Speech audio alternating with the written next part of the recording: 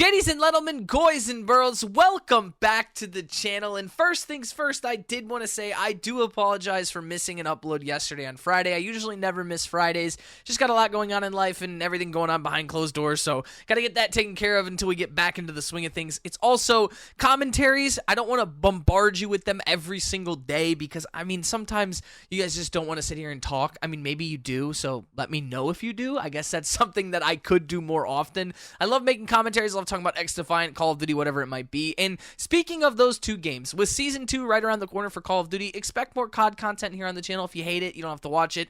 I would ask that you do, just because personality-wise, I don't change much. But with XDefiant right on the horizon, we're about a month to 2 months away from the launch, hopefully. I'm hoping we get some kind of news here shortly. I can't believe we don't have anything yet for February, but I mean, it is the second day at the time of recording this, so maybe we'll get something on the 5th day. Who knows? But if you guys enjoy the content and you want to stay up to date with everything, make sure to drop a like and subscribe. It means the world to me. We upload almost every single day here on the channel. Nonetheless, let's hop into today's topic. So when it comes to XDefiant, there is going to be some very great things that the game is doing that I think are going to propel this game to the next level. Then there's some things that are leaving question marks hanging over my head. Now, first things first, I truly think XDefiant is a game that's going to succeed. I've explained here on the channel before, I think it's the Valorant to CSGO kind of thing with Call of Duty. Call of Duty is CSGO, and XDefiant will be Valorant. It's a game that people are going to question at first, but being free to play leads to more players playing it, and if done correctly, people will fall in love with the competitor to Call of Duty. Competition's great for both games. I have to admit that. As a COD fan and someone who plays Call of Duty, I want a competitor because it makes Call of Duty have to be better, just like Valorant did to CSGO. So one of the really good things, obviously we all know about it, is the lack of skill-based matchmaking. But this kind of sways both ways for me of good and bad, and there's some variables that will put it on the bad side, but we'll start with the good. Obviously, not having skill-based matchmaking allows for players to have a more casual experience. It allows players to get on and just be able to play a couple hours and not have to worry about anything. Have fun with your friends, hop in and play the way you want to play. And with a ranked mode coming later, that's perfect. Right now in Call of Duty, I haven't touched a pub match in forever. I mean, other than maybe shipment to level weapons, I haven't touched pubs. What I've been playing a ton of is ranked play. I've fallen in love with the idea of being able to level my SR, move through ranks, and become a better player in the position that I want to be in. That's where skill-based matchmaking kind of shines. We know XDefiant is going to be doing a similar thing with ranked play, so they're hitting the nail on the head right there. The caveat to that, and what could make XDefiant kind of fail in my mind with SBMM, is if your player base isn't broad enough, skill-based matchmaking could become detrimental. It could be something that you get the same players in every single match. It could just become boring and stale because every game you're playing against kids who never get off the game. And yeah, they'll have their welcome playlist, but even players are going to eventually get out of that welcome playlist or that boot camp. They're going to get in thrown to the wolves, and they don't want to be pub stomped all day long. So there's a little bit of like a thing there that if the player base isn't big enough, SPM could falter from that, but with a big enough player base, that's something that'll defeat itself. Another thing that I'm extremely excited and I think is going to help this game a ton, especially from a casual and content standpoint, is prestige mode, weapon grinding, mastery camos, and all sorts of like completionist style things like that. The one thing I will give Call of Duty the big thumbs up for is their initial launches. They always give you a completionist thing to do, whether it's camo grinding, whatever it might be. It used to be grinding prestiges. The first one to prestige used to be a cool thing, getting to the max prestige and so on and so forth. In a game that's going to be a live service like XDefiant, your opening season is going to mainly be just people grinding out weapons, grinding out attachments, figuring out what's best, figuring out what camos are in the game, finding what prestige you move to, whatever it might be, is what is going to make the success of the initial launch of this game popular.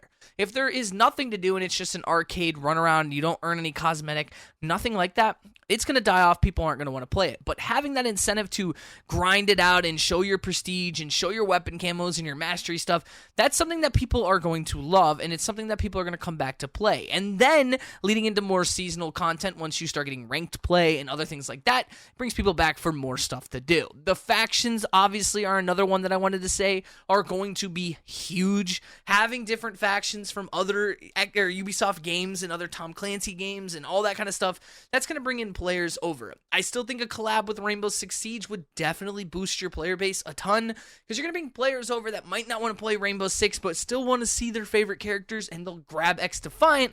Number one, it's free to play. Number two, it's going to be a simple user game to just grab and go and play. And one last thing you can kind of tie into like what I'm thinking will make XDefiant successful, you could put them all in one big bundle, and it's like ease of use in a sense. It's free to play, it's got cross-platform, it has simple controls, it's a pick-up-and-play first-person shooter style game. It's just ease of use is simple for it. It's something that people are going to be able to just play. Having a welcome playlist really benefits that because new players are going to be able to get their hands on and grind it out for 20 levels. And if you're not dropping a lot of kills or not doing a lot, you're not going to level up fast, so you're going to be able to learn with those other players that are new. But honestly, XDefiant, it sets up to be a successful live service, but there are a few things that scare me that could hold it back. Number one, and one thing that worries me the most, and it worries me even more now after that Tom Henderson article, is the higher-ups at Ubisoft. They're assholes. We're having a shift right now in the gaming just industry overall, that gaming has like evolved into it's not good enough if it's not making us enough money. Games don't have passion behind them, and that's one thing XDefiant does have, is you have a passionate group of creators and devs that want this game to succeed.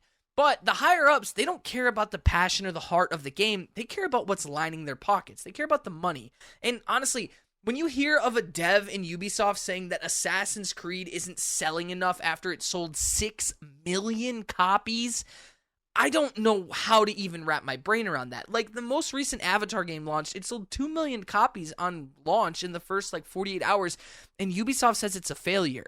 It's just a failure because you have no way to incentivize and microtransaction that game, and I don't want you to do this to a live service like XDefiant. You will kill your game if you take the heart and soul out of it and make the devs not want to do anything because you're just money hungry for the video game. It sucks. It seems like there's a complete shift in all of gaming going that way, where indie developed studios are doing better than AAA studios. And look at Pal World. Pal World was made by fucking 5 or 10 people. It's a game that everyone's like, why does it have so many players? Well, it's fun. It's something that's fun. They have heart and passion. They've put some effort into the fucking game. You know what I mean? We have an effort being put in, not just let's make as much money as possible. Call of Duty is a victim of that. Call of Duty is definitely a cash grab style of game, and I'm a sucker for it. Now, let's say Season 2, they are heading in stuff that's more competitive and more fun like that, but the whole crock of shit we got for skill-based matchmaking is a perfect example. They're like, oh, well, it benefits us because it's more optimized. More players play for longer. Well, that just leads to people spending more money. And in an economy that is just shit right now, where people don't have money to spend, a free-to-play game is a perfect opportunity to pull in brand new players. Another one that really, really scares me and genuinely worries me is anti-cheat. Now, I know we've had Mark Rubin talk a couple times about anti-cheat and how they don't want to disclose a lot because they don't want the cheat makers to find it out and blah, blah, blah, blah, blah. Well, once the game launches, that's not even going to matter because they're going to get their hands on it, dig what they need to dig, and make cheats for it. Especially a free-to-play live service. It's going to be easier for them to cheat because they're not going to get banned as much because they can just make a brand new account. They might get banned here and there, but they'll just keep making new accounts until they get IP banned, and then they'll spoof through that and keep... I don't get it. I don't know what cheating is the hot trend anymore. I just don't... What's the fun in it? Why do we do it? I don't get it. I never will. I don't understand why people cheat. It just doesn't make sense. It ruins the experience for other people. I guess you're just miserable. I don't know. I know it makes cheat companies a lot of money, but you're buying it. You're not the cheat company. So I don't get it. I don't know. And that worries me a ton for XDefiant, especially being free to play. I just don't want it to get overrun by cheaters because then the game's dead. The game will die that fast because that's one thing people don't want to deal with, especially anyone trying to casually come home and play a video game. Cheating will kill it. Look at Warzone. Look at Call of Duty. It's running rampant. It's insane. Every day there's new accusations and whatever the hell you want to call them. Every single day we hear about another person hacking or this, that, and the other, and it's so boring.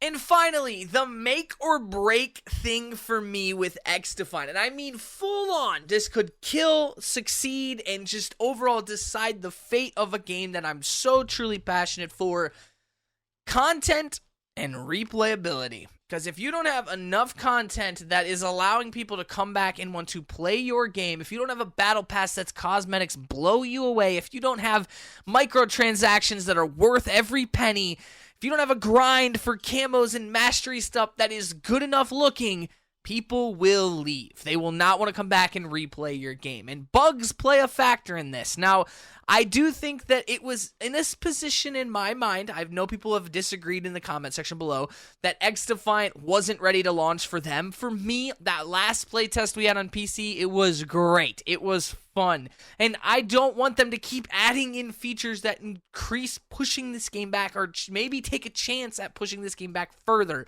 Just launch the game with an announcement that content updates are coming. But don't delay those announcements. Don't push those content updates back because it will kill your game. If there is no way to have replayability or there's no way to hype up seasonal content, people are going to leave. And the number one thing you can do, being a direct competitor to Call of Duty, do not, and I mean this with my heart as a content creator, because number one, it makes things awkward for us, and number two, it would hurt the game, in my opinion. Do not post your seasonal content on the same days as Call of Duty. Stagger them, maybe a week or two apart, so that if people are playing COD and they get bored of that season, they want to play something new, XDefiant season hits that boring part of the cycle, and vice versa. It will keep both games afloat. It'll keep both games having fun. And I just think it's the best method of attack for XDefiant. I know I'm rambling in this video, but this is the commentary style that you guys signed up for. So, if you guys enjoyed the video, make sure to drop a like and subscribe. Turn on those post notification bells so you guys never miss an upload. You guys are beautiful, one of a kind. I love you guys to death. Appreciate all love and support recently, and I will see you guys in the next one. Deuces, boss.